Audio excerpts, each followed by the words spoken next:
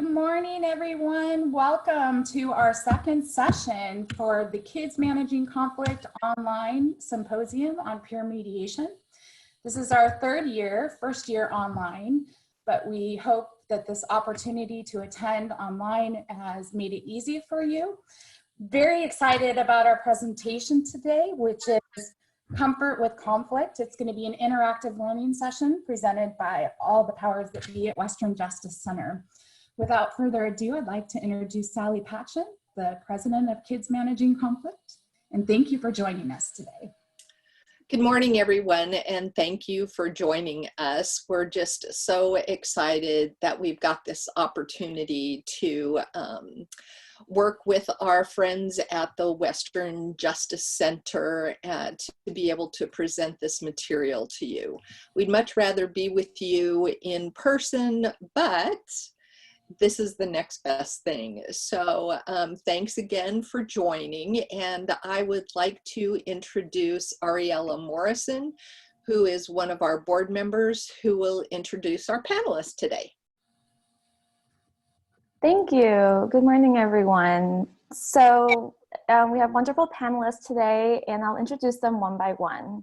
First, we have Mamie Donsker, and she is the lead facilitator at Tools for Peace, facilitating over 1,000 people a month in the Stop, Breathe, and Think curriculum, guiding mindfulness and meditation workshops.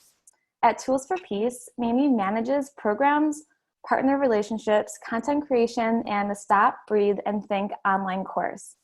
Mamie has been practicing mindfulness and meditation for over 10 years, and she received her mindfulness training through Tools for Peace and the Mindful Schools Mindful Teacher Certification Program.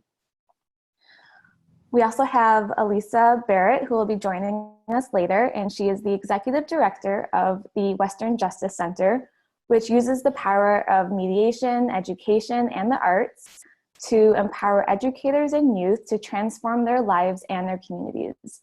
She specializes in bringing innovative social change ideas to scale, as evidenced by the International Pro Bono Holocaust Survivors Justice Network, the National Progressive Powerhouse, then the ARC, and the Regional California Consumer Justice Coalition.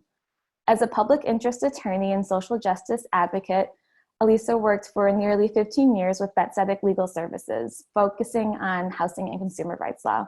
She is a graduate of the University of Michigan Law School and a Bates International Fellow with conflict resolution experience in the Middle East and Africa. Sean Gatlin, who I've had the honor of serving on the Kids Managing Conflict Board with, is the program director for the Conflict Resolution Education Programs at the Western Justice Center. For nearly 20 years, Ms. Gatlin ran the LA County Bar Association, LACWA's Dispute Resolution Services Peer Mediation Program. She has experience in restorative justice working with Sentinella Youth Services, coordinating the mediation programs, both the victim offender restitution and the family mediation services programs. She has an educational background in psychology from Cal State University, Long Beach, and she also brings with her many years of experience in youth leadership development with the YMCA and Boys and Girls Club movements. Sean's passion is working with youth and helping them become leaders of tomorrow through conflict resolution education. And last but not least, we have Arturo Magana, and he is the program coordinator for the conflict resolution education programs at Western Justice Center. He has over 10 years of experience working in public schools in LA County, assisting with after-school programs, community school systems, and guidance and support for foster youth. He has a bachelor's in criminal justice, a master's degree in guidance counseling from Loyola Marymount University, and he's currently working on finishing his master's of public administration at CSU Long Beach. Thank you all to our amazing presenters for being here today. Thank you, Ariella. Thank you. And I think we're ready to get going with the program. Okay, everyone. Thank you very much for, and welcome. Welcome everyone for joining us this morning with the Kids Managing Conflict Symposium. I want to thank you as partners in the work that we do to being invited here and to share with all of you today. So today our webinar is on comfort with conflict and how to embrace self-awareness. And we're going to take you on a little tour through our school tools. We're going to move ahead with our slide. And to begin, we'll start with a couple of housekeeping rules. First one is our disclaimer. So this activity will be audio and video recorded for educational purposes. WJC will hold the copyright to the recording and would like to have the option to continue to use the recording and materials in addition to creating an archive copy for educational purposes. So please note that your continued attendance in this webinar is in agreement to the recording and therefore affirms WJC the rights to any future use of recordings for educational purposes. And very briefly, we'll go over some Zoom etiquette in making sure that we create and maintain community. We ask you to please go ahead and mute your microphones if you haven't done so already. We ask you to write down any questions and notes. You're also able to engage in the chat box and ask away your questions if you have any. Yeah, there we go. And then facilitators will go ahead and answer the questions periodically throughout the presentation.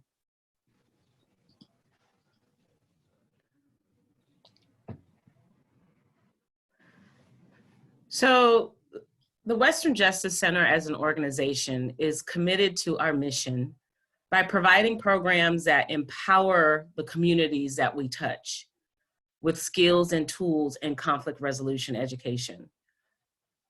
Those various communities are communities in school, communities in educators, and communities like Kids Managing Conflict, where we partner together to do the work that we do working with youth of today. We're gonna begin our conversation or our training. Just really quick to back up, Ariella did an amazing job of introducing all of us, and I am one of the trainers today. You guys have an idea of who we are already. Like you've heard before, we've done I've done a little bit of work working with peer mediators and students in the field of conflict resolution education. I have a lot of experience working with schools and school communities that we kind of spoke about. Arturo, do you want to talk a little bit about your experience per se? Sure. Sean was being very modest. She has extensive experience working in conflict resolution. So I, as Ariella had mentioned earlier, I have 10 years worth of working in school settings, 4 of those years prior with Los Angeles Education Partnership, and I was doing community schools initiatives. And that's how I actually got linked with WJC. I went through their ABCs of conflict training, which is their summer-long training, well, a 4-day training in the summer to provide the tools and trainings necessary to start a peer mediation program. This was my first year working at the elementary school in South LA, doing community schools work.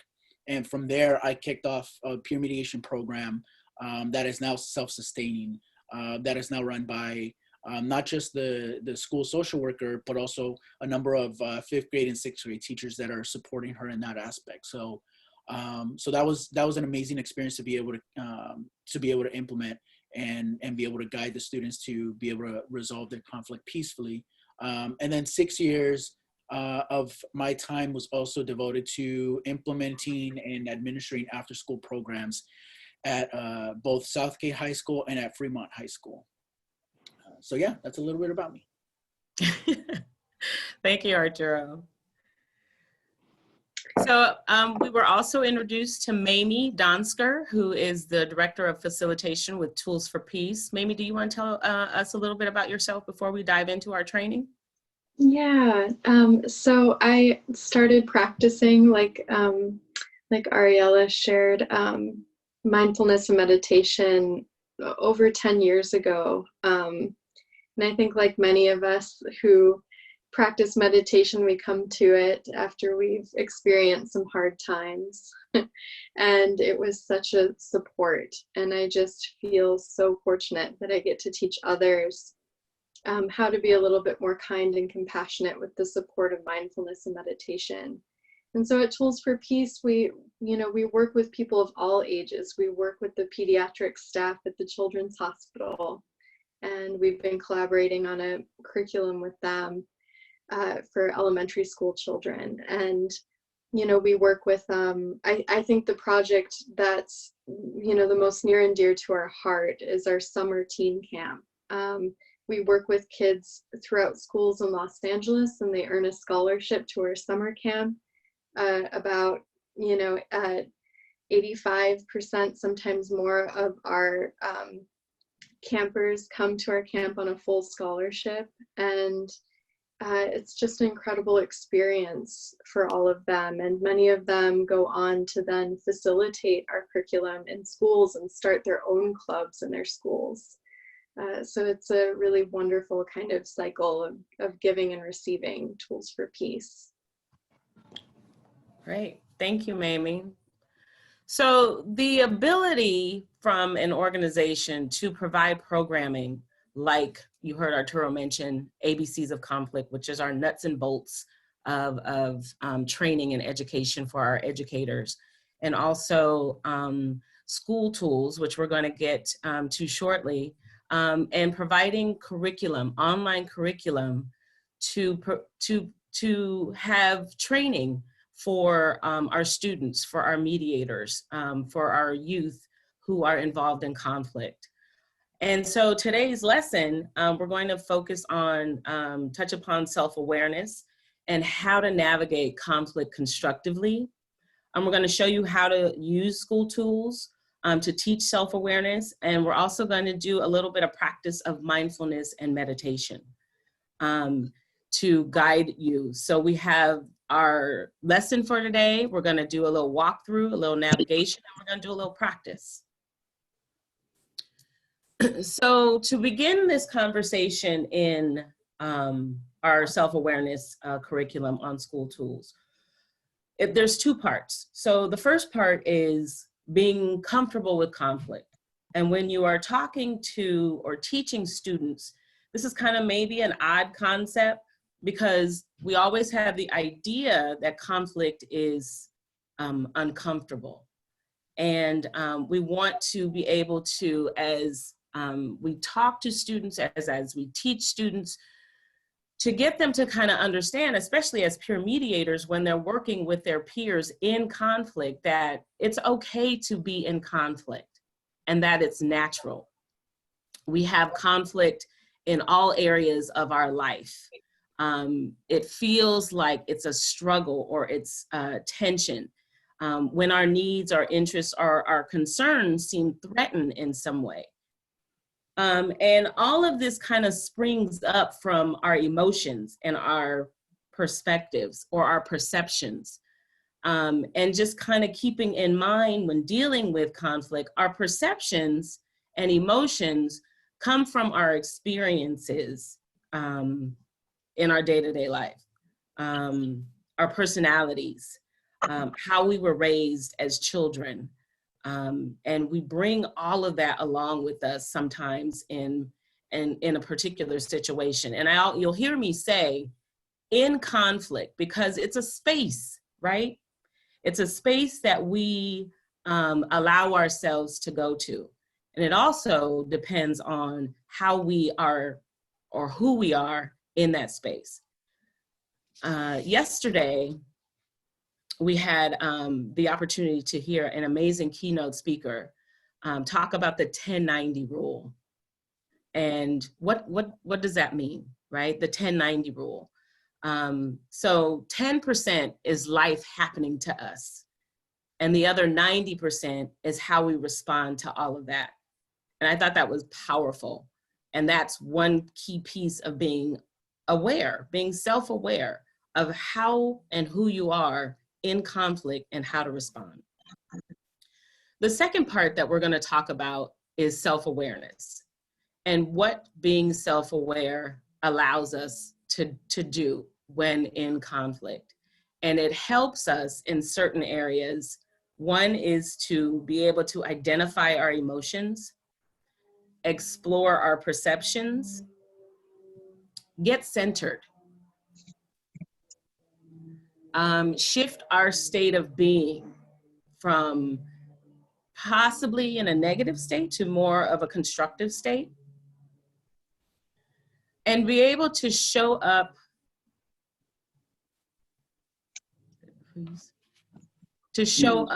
constructively when in conflict.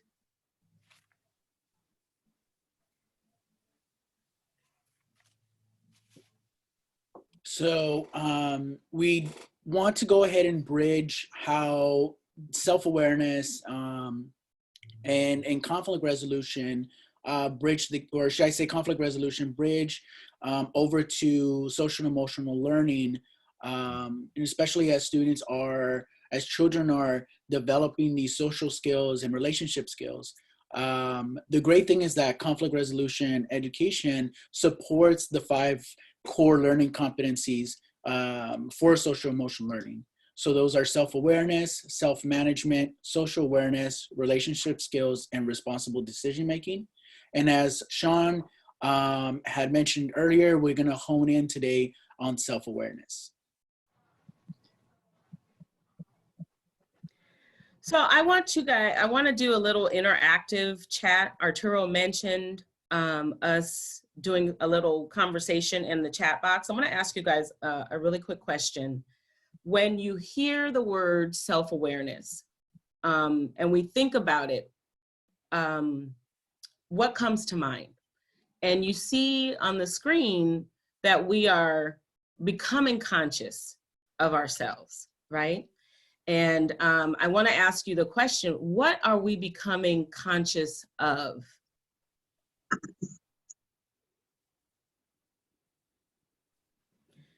If you guys could, what are we becoming conscious of? Our feelings, absolutely. Knowing our weaknesses as well as our strengths, that's key. How we perceive the world and our actions. And one of the things that I always say is how we move through the world. And even and this is some of the context that I used to teach to my peer mediators directly. When we are talking about self-awareness, we are tapping into ourselves so that we become aware of our prejudices, our biases, how we were raised, and how our differences of who we are from an identity standpoint, and how our experiences, everyone is different. Everyone is unique. Being mindful of our emotional and physical state, especially in times of discomfort, right? So when we allow ourselves to become conscious of our emotions and our perceptions, it allows us to be in a space where we can show up more constructively. Because then you can identify, oh, I'm angry right now, right? You can identify that emotion. You can identify, well, and then be able to say, well, why am I angry? Thank you all very much for sharing. I appreciate that. Okay. So as we move forward, we talked about our emotions and our perceptions and realizing how can we be active in self-awareness? How can we be active in understanding our perceptions or understanding ourselves? one of the things that I learned in training and teaching peer mediators is getting them to understand perceptions are based in our experiences, right? And I mentioned once before, everyone's perceptions are different because everyone's experiences are different. And being able to understand our own perceptions will then allow a peer mediator or students that you're working with, the others as well. So being conscious of your own emotions and being conscious of someone else's emotions, being conscious of your own perceptions, and then being able to be conscious of someone else's perceptions as well.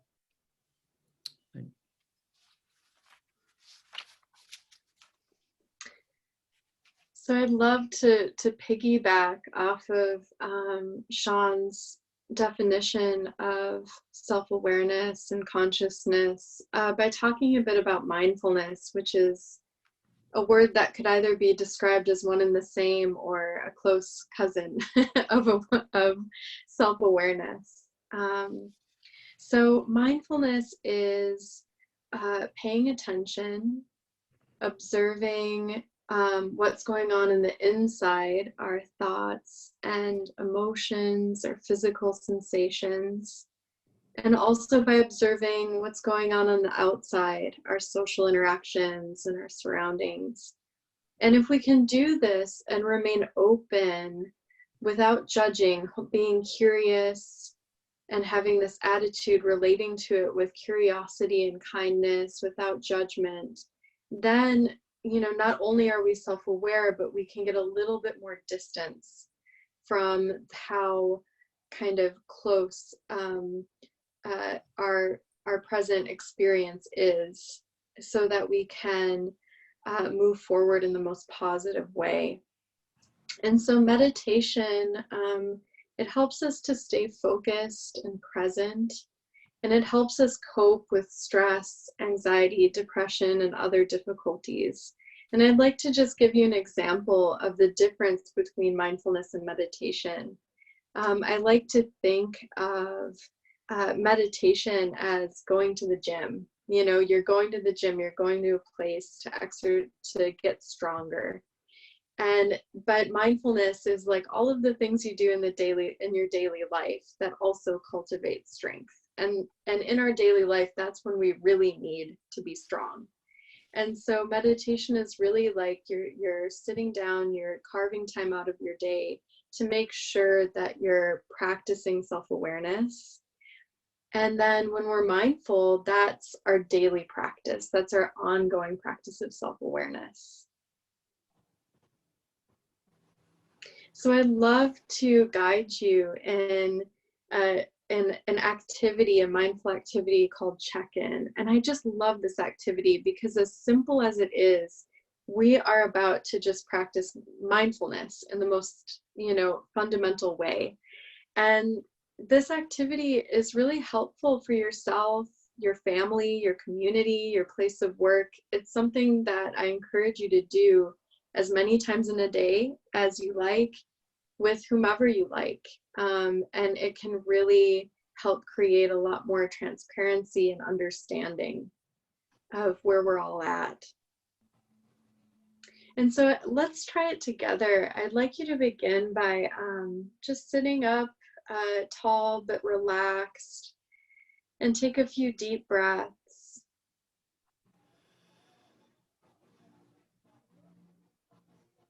And as you turn your attention inward, notice how your mind feels right now in this moment.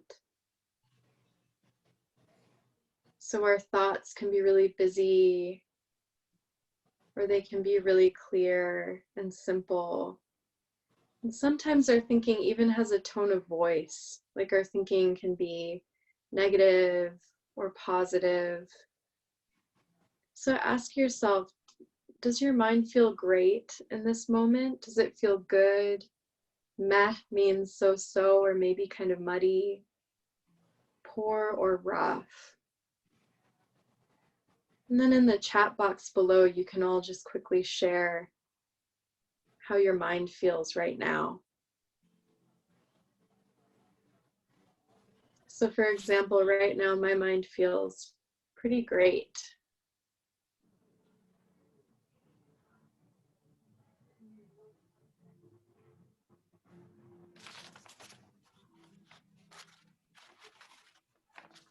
So I see sluggish, great, poor, and rough. Yeah. And what's important to notice is that, you know, we've all been there. Maybe even within a day, our mind has it slides on the scale. Yeah. And then let's shift our attention now to our bodies and notice how we feel physically in this moment. Does your body feel great? Maybe you feel relaxed, well rested. Does it feel good? Meh, poor, or rough?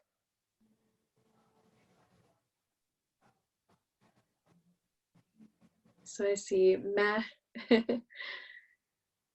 I know right now for me, my body feels pretty meh. I'm a new parent, and so sleep is a precious thing that's hard to come by. I felt gloomy at the beginning, Vincent shared. Yeah. Someone said tired or good. All over the spectrum. Yeah.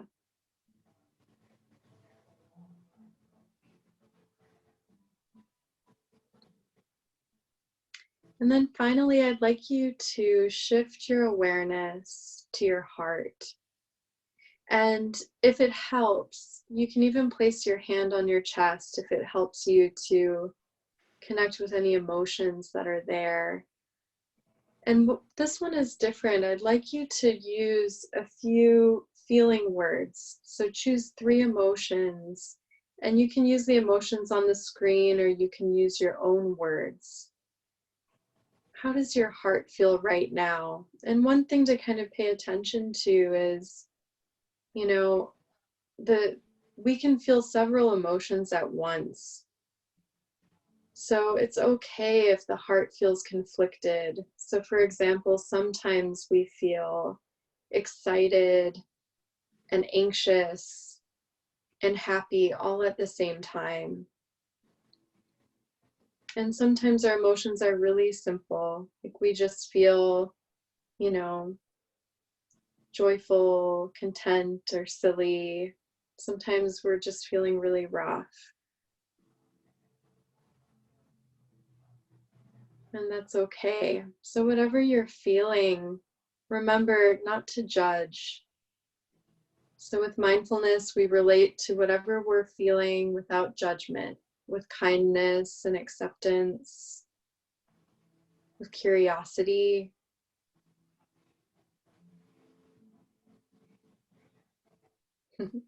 Michelle said that she's feeling chill. Yeah.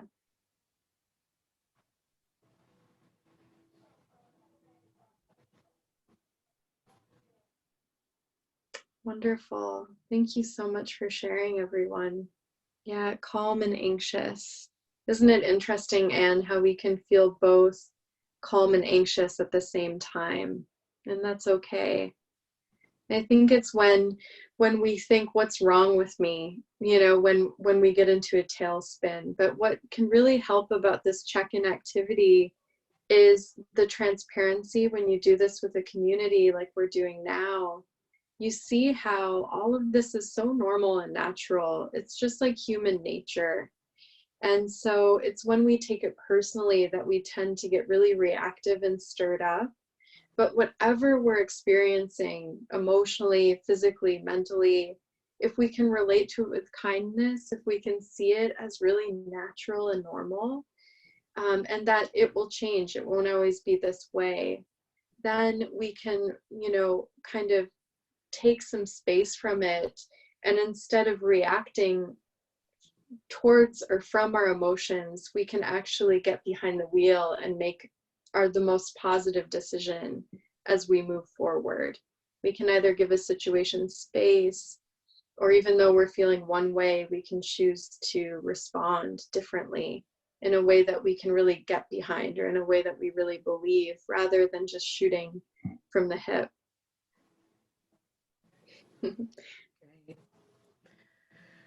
So as Mamie was in practice with us with mindfulness, kind of shift your thought to interacting this kind of activity with students or with peer mediators.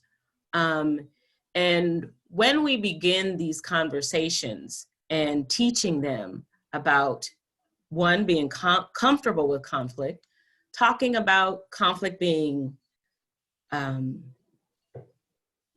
natural, and some on a I guess the best kind of thing, on a spectrum, some can experience some mild discomfort, and others will experience or of us, actually us, will experience some conflict that is very emotionally tense.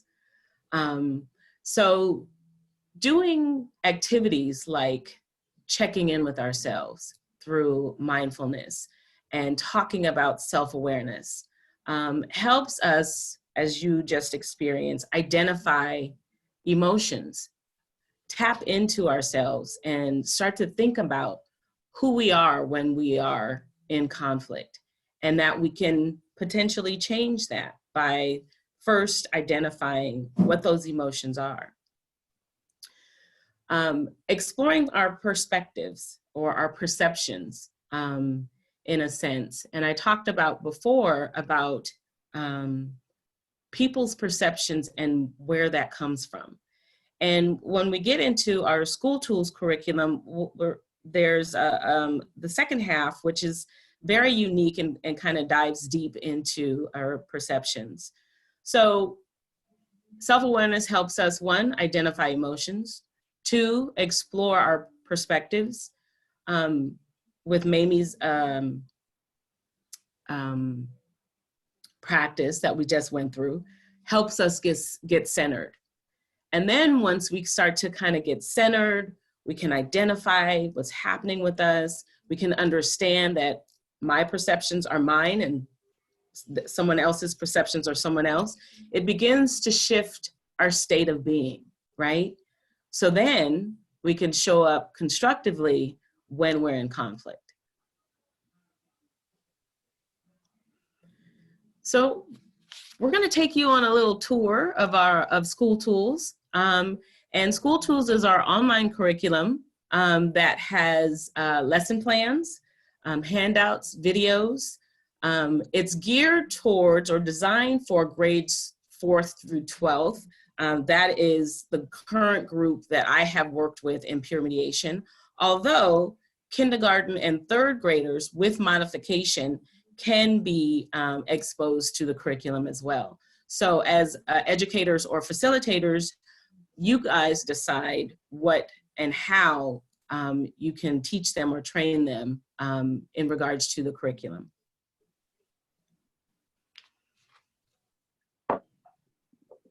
So this is our School Tools website, or our introduction to our School Tools website. We're not there yet. And the first part of our lesson begins to talk about comfort level with conflict. And we did that in the beginning with you.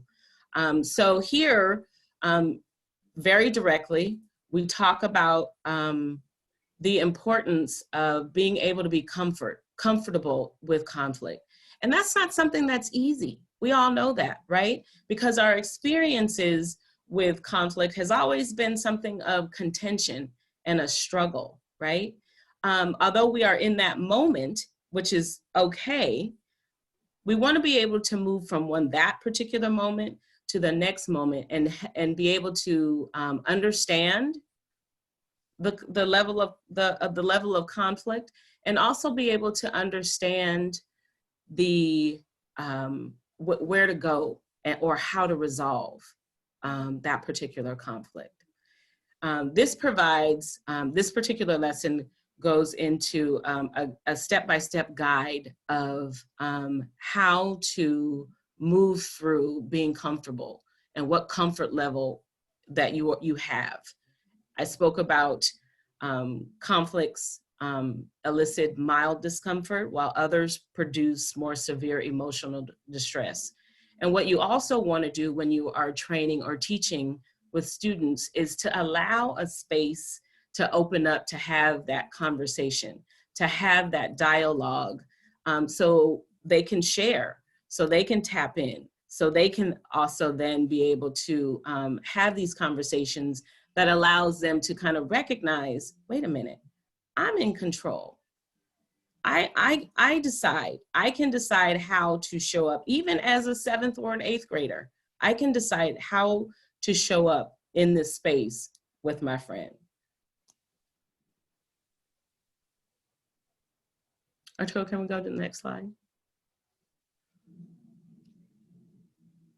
Sorry, my mouse was like disappearing. Okay. So this is our School Tools website. And we're gonna go straight into our self-awareness lesson. I mentioned before there are several lessons, a total of 9 lessons that are based in conflict resolution. And for students being trained in conflict resolutions or peer mediators specifically, these particular lessons take you on a guided, facilitated guide on training and education in everything that is needed to be a peer mediator. So initially, of course, we talk about analyzing conflict. And today's second step or second lesson is talking about self-awareness. And why is it important to talk about self-awareness when you are in, say, for instance, in a peer mediator's shoes? It's important because in order for them to show up for their peers in mediation, being able to become self-aware yourself, so then you are able to check yourselves on in your biases, in your perceptions, check your environment and realize, hey, I know that I have these biases or prejudices, then I can therefore help someone else in conflict make better decisions or suggest better ways to resolve their conflict. So self-awareness is valuable in a sense when in mediation and training students to become peer mediators.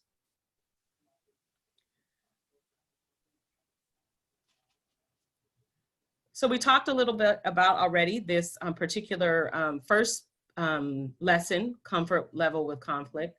And as you can see from the online curriculum, it gives you a step-by-step guide to facilitate the conversation around conflict with your students. Each video is here to provide a visual understanding on feelings and emotions. The videos are presented to help you understand the particular situations and to allow you to, as a student, to put yourselves in those situations and ask the question, what would I do in this particular situation? So beginning to able to recognize yourselves in certain situations again allows you to be able to look inward, and then you can help externally people to understand how better to show up or how constructively to show up when in conflict. And here you'll notice that there is a downloadable PDF. I'm going to go ahead and click on it and navigate us to that PDF real quick. And as an educator, I'm sure right now you're engaging students in different mediums.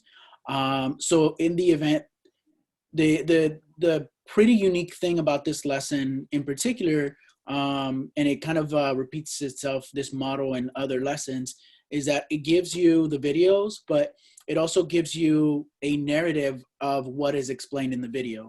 So it's pretty cool because you're able to download it and then email it to the students or send it to the students, so that they're able to work on it if they don't have access to being able to watch it on, facilitation as we're doing right now. The other really cool thing about this is that, while we're engaging in social emotional learning, you're also being able to use this tool to engage the students in a lot of other Common Core competencies that are needed to be addressed, right? Everything from foundational writing skills to reading comprehension skills. This helps out a lot so that the students are able to, one, develop their SEL, and two, be able to develop their writing and reading comprehension skills. And it gives you all 4 scenarios, if I'm not mistaken. Yep. Oh, yeah, 4. And it prompts them with a couple more questions at the end. Great. So we just went over our first section of self-awareness. The second section, let me slow down a little bit. The second section is having the conversation about knowing yourself. And this particular lesson, or the second half of the lesson, focuses on the importance to be self-aware of one's own identity, your characteristics, who you are. You've heard me say several times perceptions and biases that we come along with. And in this particular section, we begin to explore where those perceptions and biases come from. What I always focus on when training is getting kids or students or mediators the ability to start to think that you are not in a silo, right? We talk about moving around in the world. We talk about the many things that make up who we are, our values, our beliefs, our identity, our experiences, and how sometimes all of that can converge with another person who has all of those things as well, and we have a conflict happening. The work or training that we do in this lesson with peer mediators or students takes the opportunity to do a really deep dive into what happens with us when we are being challenged or threatened, when our needs, when our interests, when our concerns are being challenged, and how we show up. Can we show up in a sense where it could be more of a reaction instead of acting? Because if we're acting, we seem to take control, right? If we are reacting, then it seems like things are out of our control. And that's in a sense where sometimes things can get really bad. And then that becomes a cycle where our experience with conflict becomes negative. So this lesson here does once again, a step-by-step facilitated guide for educators, trainers, to do the deeper dive into who and how we show up. We talk about stereotypes. We talk about misjudging and prejudices, and being able to have students share those experiences and also listen to what others' experiences are, gets them to understand how important knowing who you are, and that can, and how, and also understand why we respond in a certain way. So it's almost kind of like understanding your background, right, from an emotional level, and how our background or our experiences can cause many different responses when we are being challenged or being threatened. At the bottom of the screen, we also have a handout that goes along with it that provides questions for to do a deep dive. So kind of understanding what your perceptions are, maybe thinking about what you may be prejudiced about. And these are very difficult questions to have with students.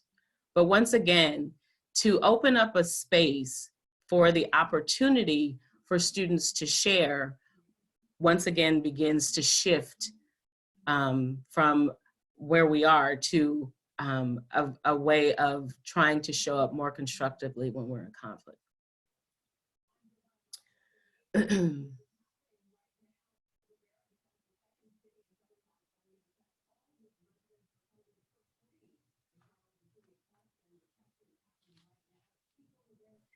So I would love to guide you all in a meditation so that we can actually really go a little deeper, from check-in to finding an anchor that can help us stay really present and grounded, the word grounded, like Sean described. So I just want to introduce the meditation, and at Tools for Peace, we really divide meditation into two different groups. And so the first group, we consider it to be foundational.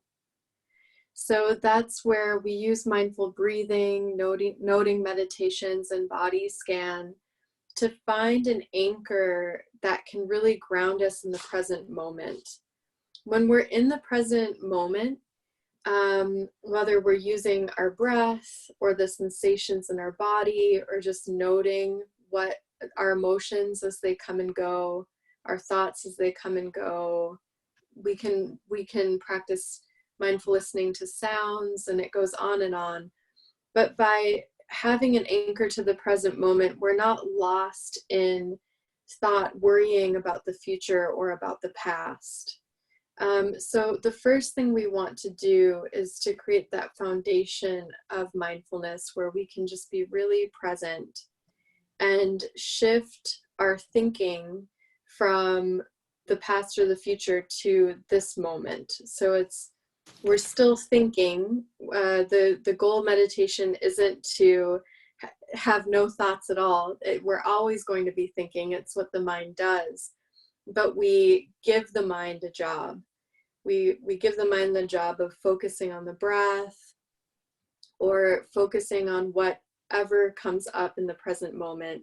And then the second aspect of meditation is called active thinking meditation. And that's where we use our thoughts and the imagination and direct them to be so that we think positive thoughts, and we visualize positive images and use positive words and feelings. And so today we're really going to practice the foundation of mindfulness by doing some mindful breathing. So let's begin. You can begin by finding a comfortable posture. I'm sitting up, so I'm going to sit with my feet flat on the floor and my hands folded in my lap.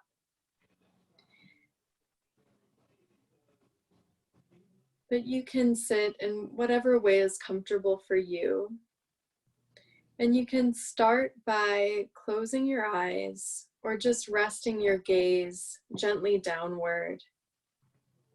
And rest your hands in a place that feels comfortable as you bring your awareness to the sensation of your body touching your seat. Noticing the feeling of your own weight of your body on your chair.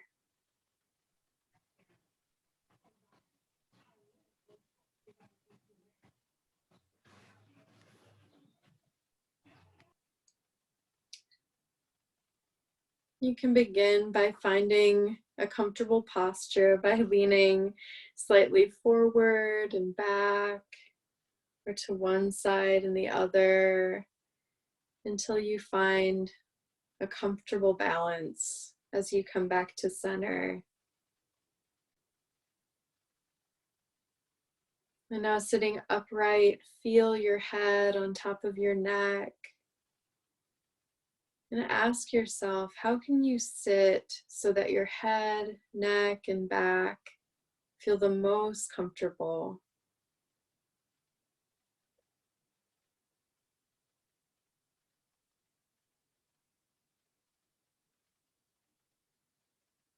And as you take a few deep breaths, while you're breathing deeply, relax your shoulders. Relax your stomach muscles, and the muscles in your face and your hands. Relax your legs. And let go of all of the tension in your body.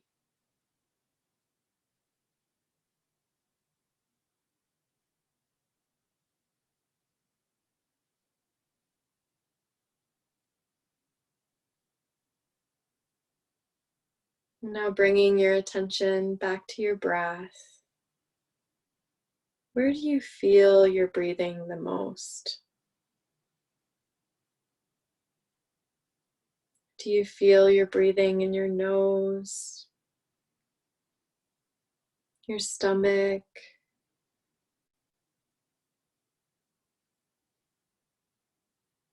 in the rise and fall of your chest? And just notice where you feel it the most and allow your breathing to be really natural and relaxed.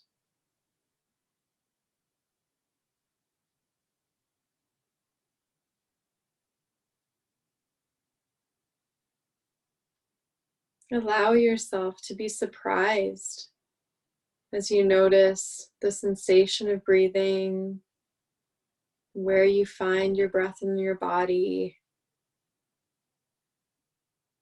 as if you're noticing it for the very first time.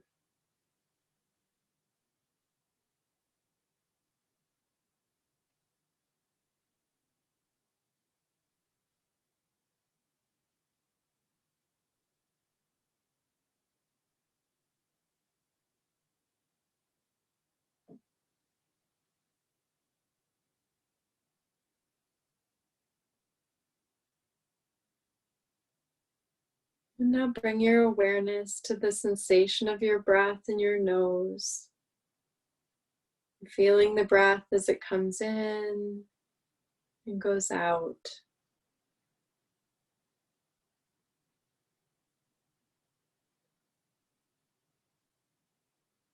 And just focusing on this sensation, paying attention to each inhale and exhale.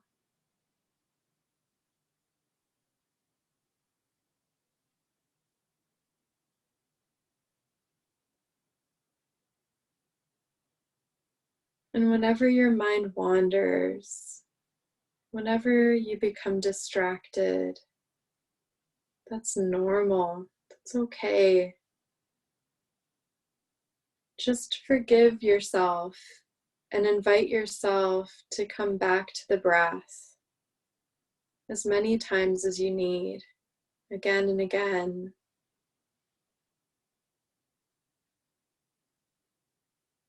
Focusing on the sensation of your breath in the foreground, just allowing thoughts and feelings to come and go in the background, almost like birds chirping in a tree outside.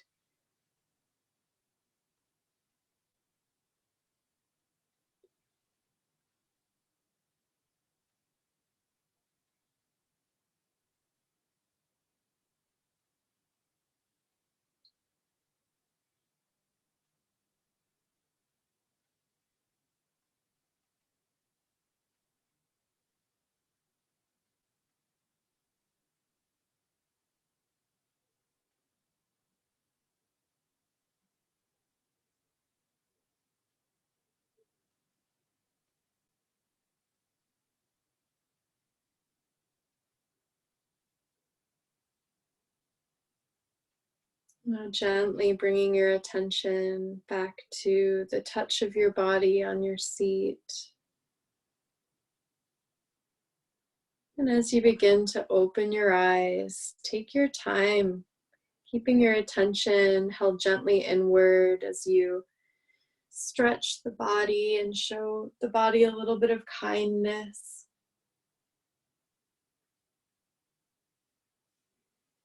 Moving in any way that feels good.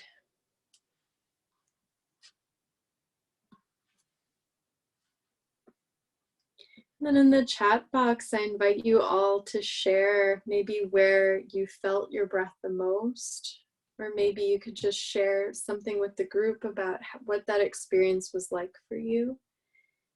And sometimes mindful breathing, even for the most experienced meditators, is really challenging. And sometimes it's, it recharges our battery.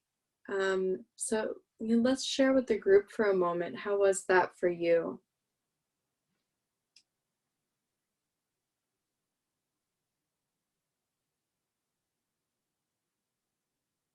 And just a reminder that mindful breathing really is the foundation of mindfulness and meditation.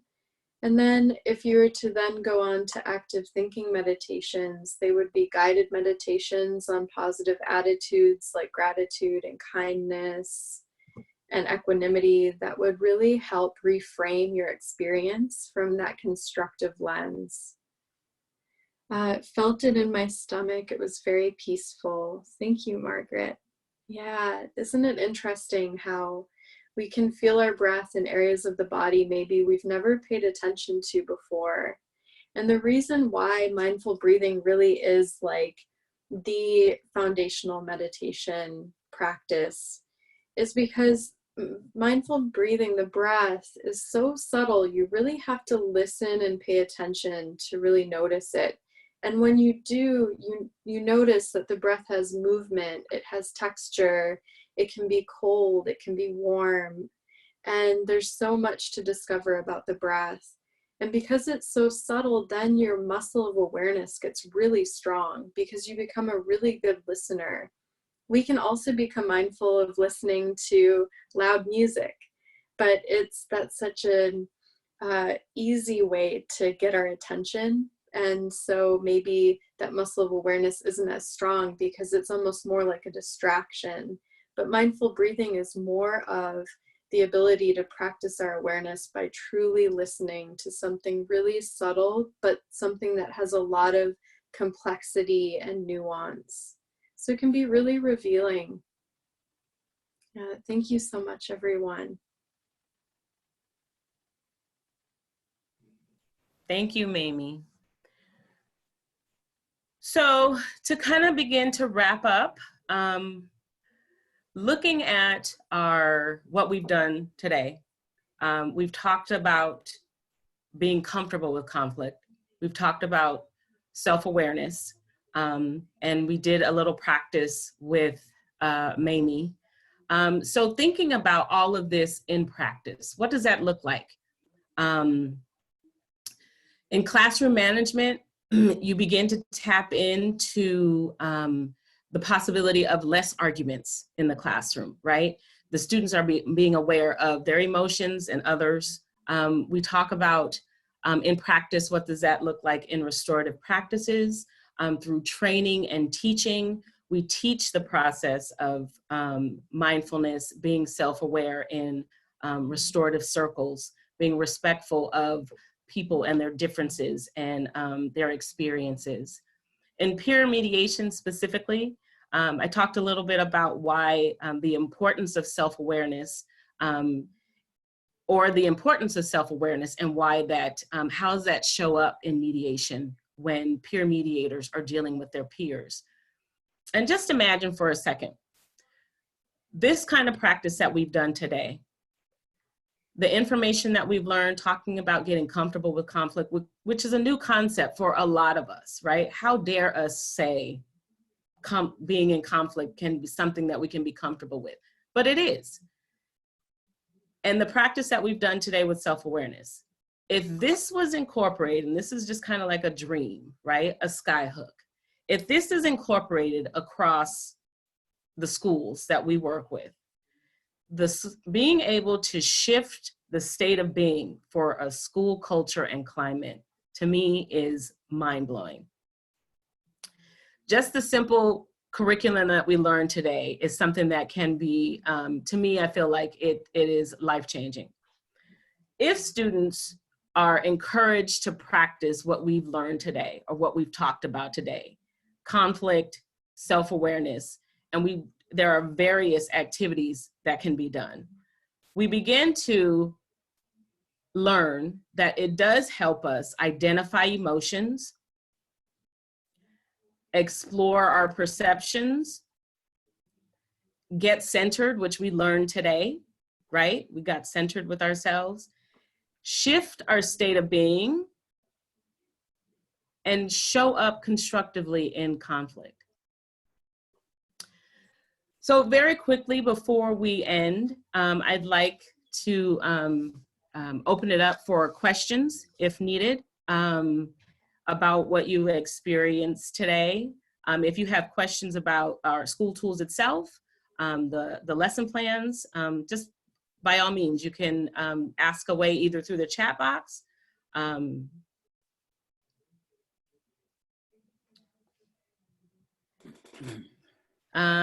Maria, yes, I missed the part of being comfortable with conflict. Is it possible to share one insight about it?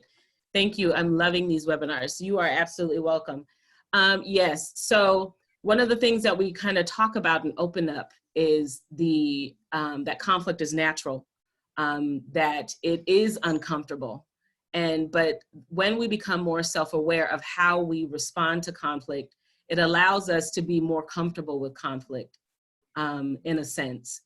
It's not easy, of course, right? And conflict is universal, as we can see from our experiences. But being able to, if one person is self-aware of who they are, how they show up in conflict, and the other one as well, resolutions are a lot more easier to come than what our normal experiences are. Thank you, Maria. Any other questions? And if I can piggyback off of that very quickly, I just wanted to be able to give an example of how self-awareness came into play, you know, with our peer mediators at the school that I worked at. We had two students that were very close friends since their third grade, and at some point in fifth grade, a rift happened. We're not necessarily sure, but they engaged the peer mediators to help them resolve the conflict. They went through multiple sessions of mediation, and they became self-aware. Obviously, they became self-aware through the guidance of the peer mediators, you know, because the peer mediators were, you know, they had gone through the training of self-awareness and all that kind of stuff. They became self-aware that and that they couldn't be friends anymore, that it just didn't work, but they wanted to maintain respect for each other.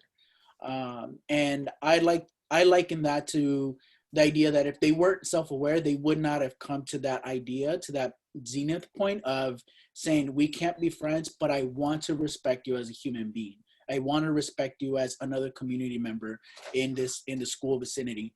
So they were able to draft up a contract on how to respect each other and what that would look like, and how to come to the table if they felt disrespected by each other. So they had pretty much put together the whole protocol for what that looked like, and it was great because moving forward, they were able to get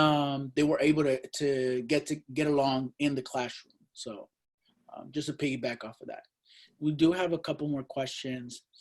Just being mindful of the time, we definitely have some questions, so we're going to get to your questions right now. So we are going over the 1 hour time. If you need to leave, feel free. You'll get a recording later on.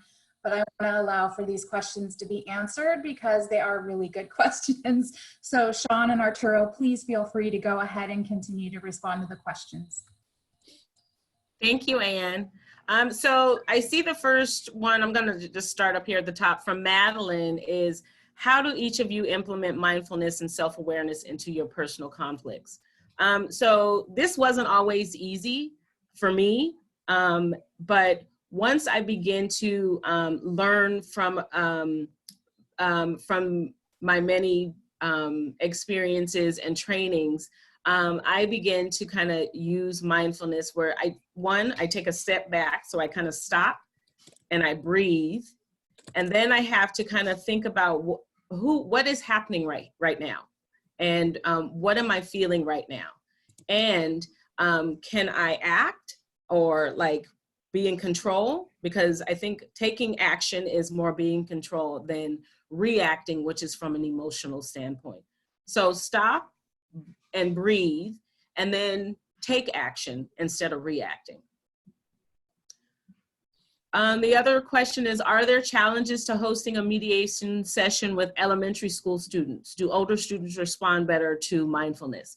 So it's very difficult, I think, for elementary school kids to stay still, but maybe you need— I can answer this as well, Sean. Oh, yes, go ahead. I do teach meditation with elementary school children, and I think the trick really is, they love check-in, they love to share what they're grateful for. So there are a lot of mindful activities you can do with them.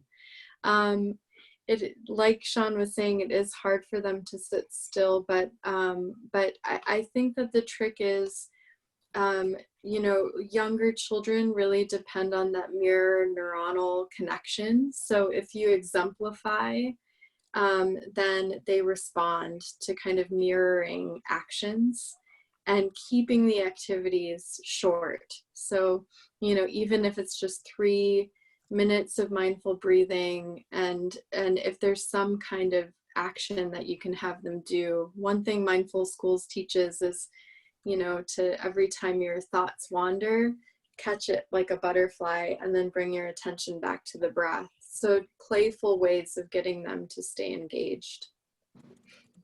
Great, thank you, Mamie. Couple more questions. The last two, can you use the school tools in our schools, or does it have to be in conjunction with the Western Justice Center? School Tools is a free online curriculum. So you just go on to our website and schooltools.info, and you'll receive information, or you can email us for that information, but it is free. It's accessible for educators, for students. The curriculum is there for you. So yeah. And the last one, do peer mediators caucus? And also, is there a cap? I didn't get a chance to see that one, but yes, peer mediators, we teach caucusing in mediation with students, because sometimes, the situations are a little intense, the conflicts, and they need a break. And so therefore, we talk about and we train about caucusing. So that seems to be the last of our questions.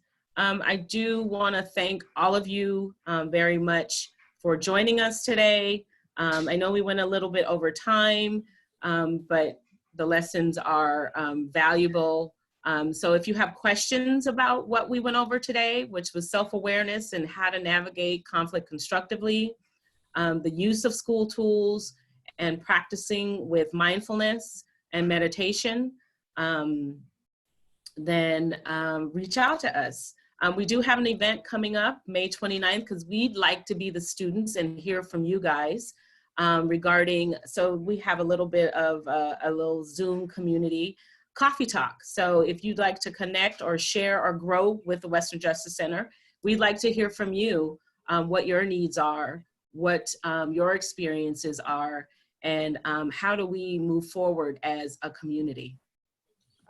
Thank you so much, you guys. This is just invaluable, even to someone like myself who's immersed in mediation and conflict resolution. I always learn something new. So I'm greatly appreciate your presence here today, and hopefully we're sharing some tools for these professionals, both personally and professionally with kids. I think it goes both ways, obviously. So thank you, Mamie, Sean, Arturo. I know Alyssa's here too, but we only got to see a peek of her, but thank you so much for your involvement as well. Just quick reminder before I end, we will be sending you some information via email So you'll get some additional information and links, so don't worry about that. If you missed any portion of the presentation, there'll be a recording of it as well. I want to remind you we have 3 more sessions. Tomorrow we have Combat Hate, which is an online hate program sponsored by the Museum of Tolerance. That should be very interesting because I know we're dealing with a lot more online dynamics right now.